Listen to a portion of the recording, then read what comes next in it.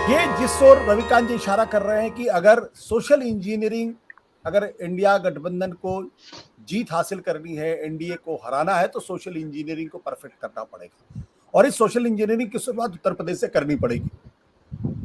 तो उसके मद्देनजर क्या आपको लगता है कि जो कन्वीनर या चेयरमैन बनाने की बात होगी, कुछ ऐसे चेहरों को सामने रखेंगे? उनका इशारा था खड़गे साहब को या फिर नीतीश कुमार को, अगर दोनों आते तो एक दलित तबके को रिप्रेजेंट करते हैं, दूसरे जो है वो बैकवर्ड ओबीसी तबके को रिप्रेजेंट करते हैं।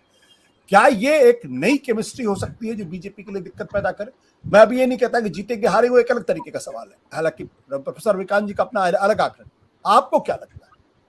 और बिल्कुल ठीक बात है कि अभी आज की बातचीत में हम लोग कतई ये दावा नहीं कर रहे कि परिणाम क्या होगा, लेकिन जिस दिशा में चीजें चल रही हैं, एक बयान बहुत मौजू है आज के लिहाज से कि अभी 2 ही बैठक इंडिया गठबंधन की हुई और 200 रुपए सिलेंडर का दाम कम हो गया, तो कुछ तो हलचल पैदा हुई है। और ये चुनाव इंडिया गठबंधन की बदलते हुए समीकरणों के लिहाज से कहें तो एक तरफा नहीं है, वो 14 और 19 से, और खासकर 19 से बेहद मुख्तलिफ है, एक बात। दूसरी बात ये कि प्रोफेसर रविकांत की इस बात से मैं पूरी तरह सहमत हूँ कि मुझे भी लगता है कि सबसे बड़ा सूबा होना, 80 सीटों का सूबा होना एक बात है।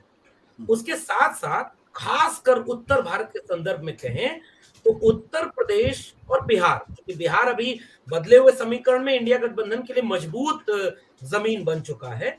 उत्तर प्रदेश एक चुनौती बना हुआ है क्योंकि वो उत्तर भारत के पॉलिटिकल नैरेटिव को ठीक-ठाक प्रभावित करता है। और अगर बसपा प्रमुख के आज के बयान को गौर करें तो मुझे लगता है कि मैं अभी भी कहूंगा कि एक टैक्टिस है कि अभी बहुत वक्त बचा है, तो वो बार-बार ये कह रही हैं कि नहीं हम अकेले लड़ेंगे, दोनों एक जैसे हैं। लेकिन फिर भी अंततः चुनाव के करीब आते-आते भी अगर बसपा को भी शामिल कर लिया जाए किसी भी तरह से, तो वो जो चेहरा जो जो जो आपके सवाल में है आशुतोष जी, कि एक दलित चेहरा मल्लिकार्जुन खड़गे हों और ओबीसी चेहरा के लिहाज से नीतीश कुमार हों, निश्चित रूप से ये एक बहुत बड़ा दाव होगा। और अगर उसमें बसपा शामिल हो जाए तो उत्तर भारत की राजनीति को तो ठीक-ठाक वो बदल देगी। दूसरी बात, मैं इसमें एक चीज़ ऐड करना चाह रहा हूँ। कल के और परसों की बैठक में इंडिया गठबंधन जाहिर-सी बात है कि कुछ चेहरों पर बात करेगा, और चेहरे वाली पॉलिटिक्स पर अभी एक पक्ष तो आ ही गया कि जरूरी नहीं है कि हर बार ये होता है। जहां बीजेपी मजबूत होगी या बीजेपी गठबंधन मजबूत होगा, बार-बार वो विमर्श को उसी जमीन पर ला करके तौलने का काम करेगा। अगर उसके पास एक चेहरा है तो बार-बार वो आपसे यही सवाल करेगा कि आपके पास चेहरा कौन है? और अगर आप ये जवाब दे रहे हैं कि नहीं आपके पास मल्टीपल फेसेस हैं, तो ये एक आर्गुमेंट है। इसमें एक एडिशनल आर्गुमेंट ये हो सकता है कि आपके पास मल्टीपल इश्यूज हैं।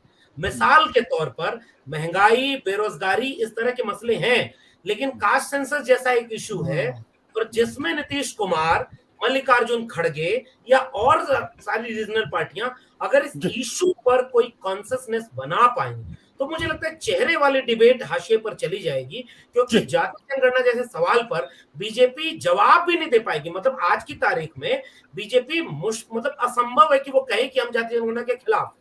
तो नीतीश कुमार और मल्लिकार्जुन खड़गे, बसपा और बाकी जो अलायंस है सोशलिस्टों का, गांधीवादियों का, ये अगर मुद्दों को भी एक राय में एजेंडे के रूप में कुछ तय कर ले, तो मुझे लगता है कि ये एक जमीन वो होगी जिस पर आप अपनी जमीन पर अगला चुनाव लड़ेंगे, और जब आप अपनी जमीन पर लड़ेंगे तो बीजेपी बैकफुट पर होगी। जी बिल्कुल, बट सिद्धार्थ ये सब थ्योरेटिकल बातें हैं।